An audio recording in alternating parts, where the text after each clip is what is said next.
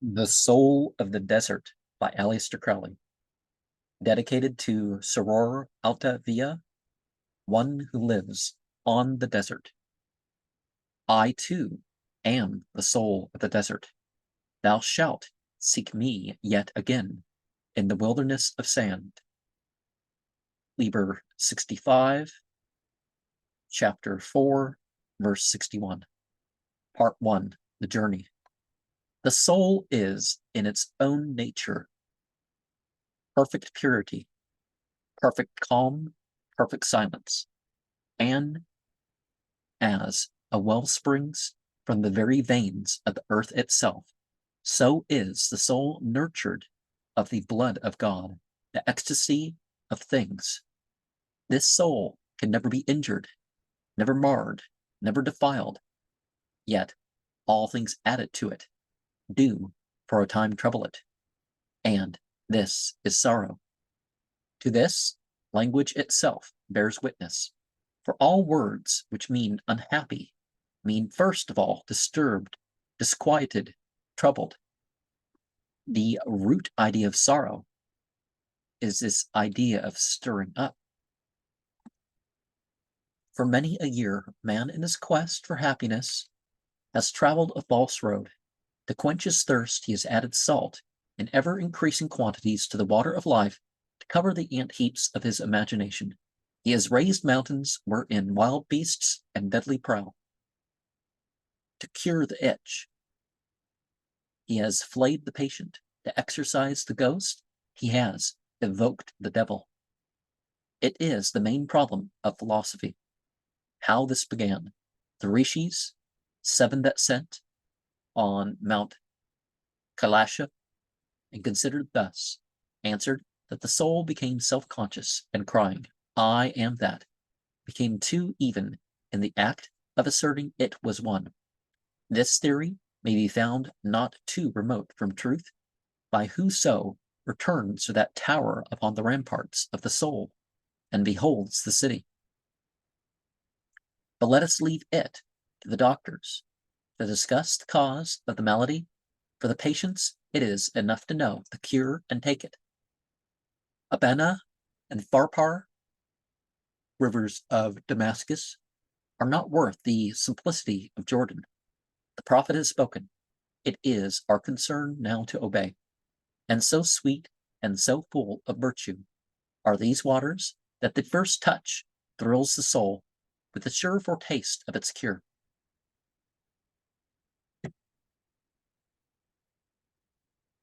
Doubt not further. Reason, indeed, may elaborate complexities. Are not these the very symptoms of the disease? Use but the rude common sense, heritage of simpler and happier forefathers, that they have transmitted to thee by the wand. The cure of disease is ease, of disquiet, quiet, of strife, peace. And to attain horsemanship, the study of folios aids not, but the mounting of a horse, as the best way to swim, is to enter the water and strike out.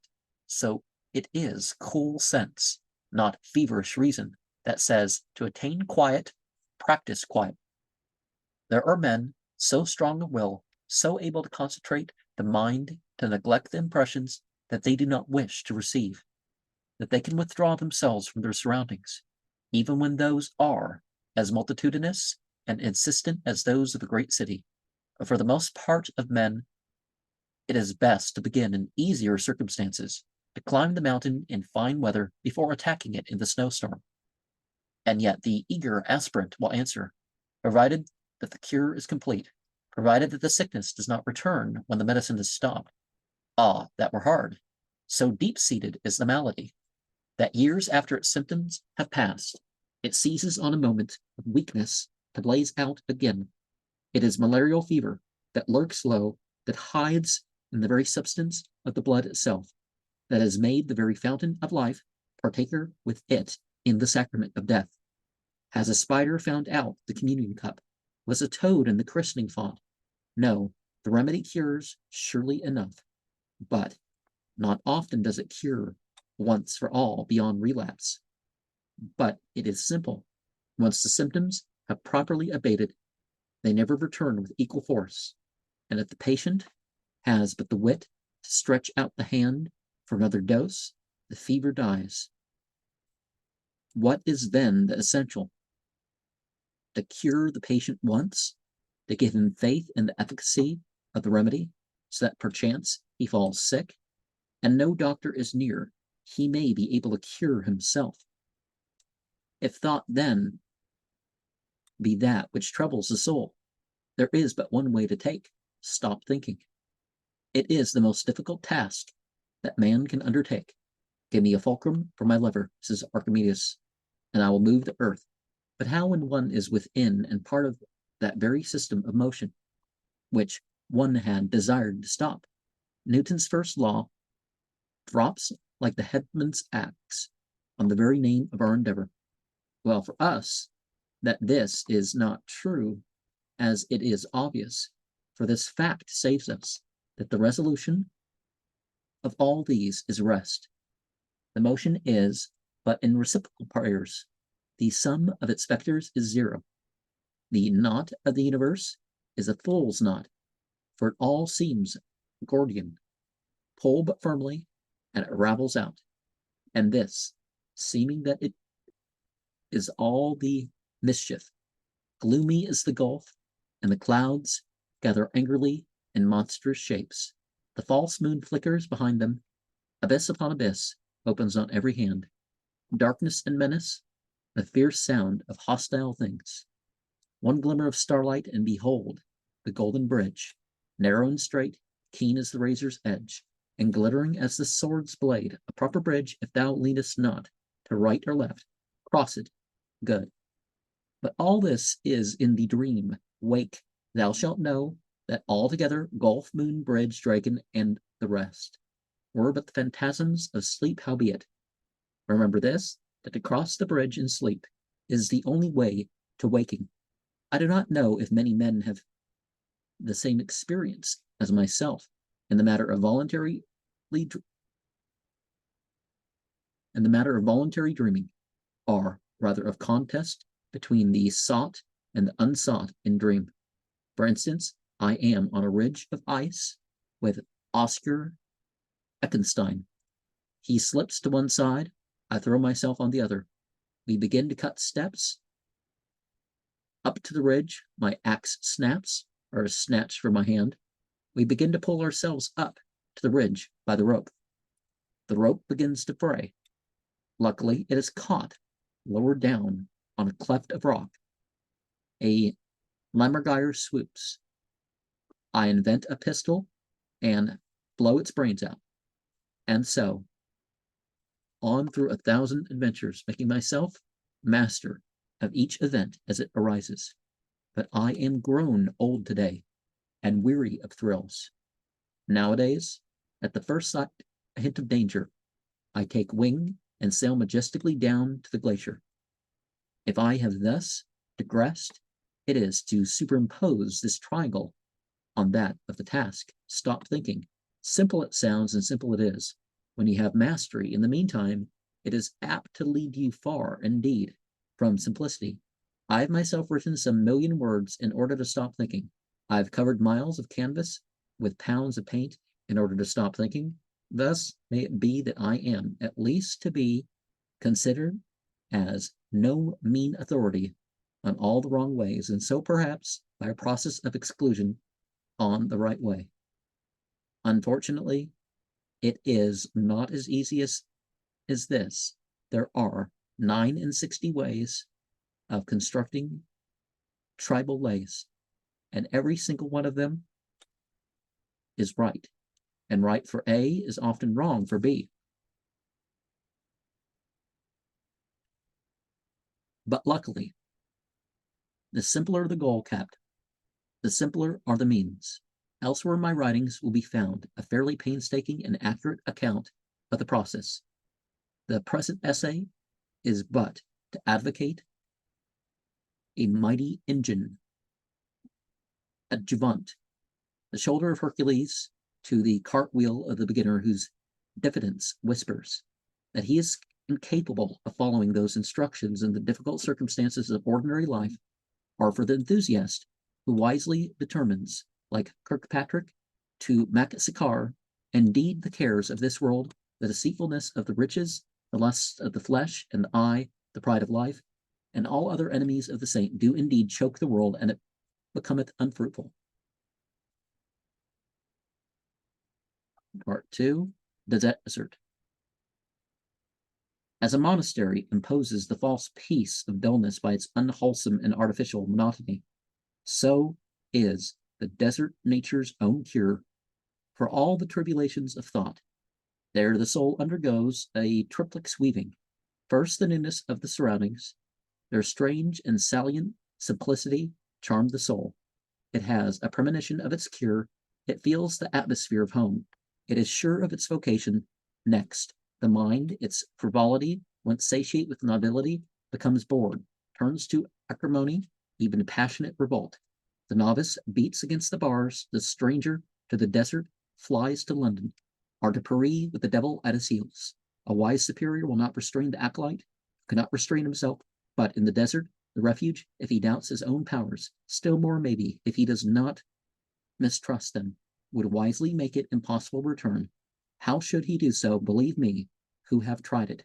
The longest journey, the most bitter hardships, are as nothing, an arrow light of joy. When the great horror lies behind, the sanctuary of Paris ahead, for indeed this is the great horror, solitude, when the soul can no longer bathe in the ever-changing mind, laugh at its sunlit ripples, lap the skin, but shut up in the castle of a few thoughts, paces its narrow prison, wearing down the stone of time, feeding on its own excrement. There is no star in the blackness of that night, no foam upon the stagnant and putrid sea. Even the glittering health that the desert brings to the body is like a spear in the soul's throat. The passionate ache to act, to think, this eats into the soul like a cancer. It is the scorpion striking itself in its agony, save that no poison can add to the torture of the circling fire. No superflux of anguish relieve it by annihilation, but against these paroxysms is an eightfold sedative. The ravings of madness are lost to soundless space. The struggles of the drowning man are not heeded by the sea. These are the 8 genii of the desert. They are the 8 elements of Fohi. Male, the lingam, life, the sun, fire, air, or wood. Female, the yoni, space, the stars, the moon, water, earth. In the desert, all these are single. All these are naked. They are pure and untroubled, not breaking up and dissolving by any commingling or communion. Each remains itself and apart, harmonizing indeed with its fellows, but in no wise interfering. The lines of demarcation are crude and harsh, but softness is incomprehensibly the result. They are immitigable, these 8 elements, and together they mitigate immeasurably. The mind that revolts against them is ground down by their persistent, careless pressure. It is as when one throws a crystal, say of microscopic salt, into water. It is eaten silently and rapidly, and is no more. The water is untroubled always. Its action is like fate's, infinitely irresistible, yet infinitely calm. So the mind reaches out to think this or think that. It is brought back into silence by the 8 great facts. The desert wind suffers no obstacle to impede it. The sun shines invincibly upon the baked earth of the village. The sand invisibly eats up the oasis, save for a moment, where man cast up his earthworks against it. Yet, despite this, the spring leaps unexpected from the sand, and no simoon can stifle, nor even evaporate it, nor can the immense sterility. If the desert conquer life, look where you will, every dune of sand has its inhabitants, not colonists, but natives of the inhospitable seeming waste. The moon itself, serenely revolving around earth, changes in appearance, as if to say, even so goest thou about the sun. Am I new or full? Never think of it. That is but the point of view from which thou chancest to regard me. I am but a mirror of sunlight, dark or bright according to the angle of thy gaze. Does the mirror alter? Is it not always the untroubled silver? Have not I always one face turned sunward? But thou mockest thyself if thou call me the changeful. With such reflections are their kin, it may be, shalt thou make an end of the revolt of the mind against the desert. For life itself, here the oasis, is a thing ordered by these elements. Night is for sleep. There is nothing whereat to wake. There is no artificial light, no artificial food, literature. There is no choice of meats. One is always hungry. The desert sauce is hunger unique as the Englishman's one sauce. Having eaten, one must walk. There is only one place to walk in. There is only one lesson to learn, peace, only one comment upon the lesson, thanksgiving. Love itself becomes simple as the rest of life. A glance in the Café Mar, a silent agreement with delight, a soft withdrawal to some hollow of the dunes under the stars, where the village is blotted out, as though it had never been, as are in that happy moment all the transgressions of the sinner, and all the woes of life, but the virtue of the Holy One, or else to some dim corner of a garden, of the oasis by the stream, where through the softly stirring palms strikes the first moon ray from the east, and life thrills in sleepy unison, all in silence, no names or vows exchanged, but with clean will, an act accomplished. No more, no turmoil, no confusion, no despair, no self-tormenting, hardly even a memory. And this, too, at first is horrible. One expects so much from love, 3 volumes of falsehood, a labyrinth rather than a garden. It is hard at first to realize that this is no more love than a carbuncle is part of a man's neck. All the spices wherewith we are wont to season the dish to our depraved palates, maxims, St. Margaret's, automobile rides, the divorce court, these are unwholesome pleasures. They are not love, nor is love the exaltation of emotions, sentiment, follies. The stage door is not love, nor is the stile in Lover's Lane. Love is the bodily ecstasy of dissolution, the pang of bodily death, wherein the ego, for a moment, that is, an ion, loses the fatal consciousness of itself, and becoming one with that of another foreshadows to itself that greater sacrament of death, when the spirit returns to God that gave it. And this secret has also its part in the economy of life. By the road of silence, one comes to the gate of the city of God, as the mind is the warring might, that is, peace unshakable of these 8 elements of the desert, so at last the ego is found alone, unmasked, conscious of itself and of no other thing.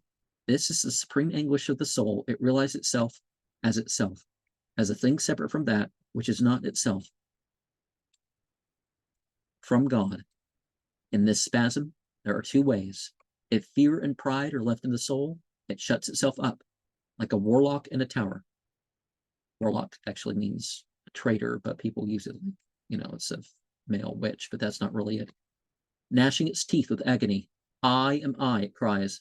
I will not lose myself. And in that state, damned, it is slowly torn by the claws of circumstance,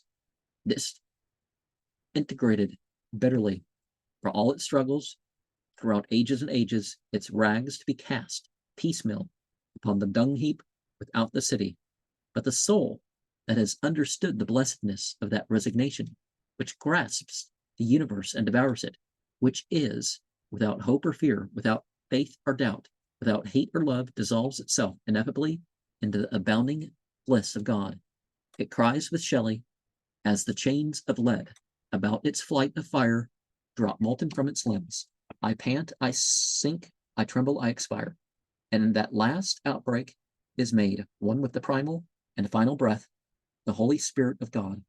Such must be the climax of any retirement to the desert on the part of any aspirant of the mysteries who has the spark of that fire in him. He is drawn to physical quiescence, to regularity, simplicity, unity of motion, by the constant example and compulsion of the elements. He is obliged to introspection by the poverty of exterior impression, perceptions behind the sensations, the laws underlying even the perception, and finally that consciousness which is the lawgiver. Sooner or later, according to his energy and sanctification of his will, must he tear down the great veil and behold himself upon the shining walls of space. Must he utter with shuddering rapture, "This is I," and let him choose. From this moment of the annihilation of the self in Pan, he is cured of the disease, self-knowledge. He may return among his fellows and move among them as a king, shine among them as a star. To him will they turn insensibly for light. To him will they come for the healing of their wounds. He shall lift up the sacred lance and touch therewith the side of the king that was wounded by no lesser weapon, and the king shall be healed. He shall plunge the point of the lance into the Holy Grail, and it shall again glow with life and ecstasy, giving forth its bounty of mysterious refreshment to all the company of knights. Then should rocks of life tear him, and its snow chill him. Knoweth he not where to turn? Hath he not attained the secret? Hath he not entered into the sanctuary of the Most High? Is he not chosen and armed against all things? Is he not master of destiny and of the event? What can touch him? Who hath become intangible, being lost in God, or conquer him who hath become unconquerable, having conquered himself and given himself up to God? As well write upon the sand, as write sorrow in his soul, as well seek to darken the sun, as to put out the light is in him. Thus I wrote in the palm gardens of Tozur, by the waters of its spring, and thus I wrote while the sun moved mightily down the sky, and the wind whispered that it came no whence, and went no whither, even as it listed from everlasting to everlasting. Amen. March 17th, 1914. And aren't there 8 basic bigrams or something in the I Ching? I don't think that this directly translates over into that, but it's about the same idea that, the male and female list that I looked over. And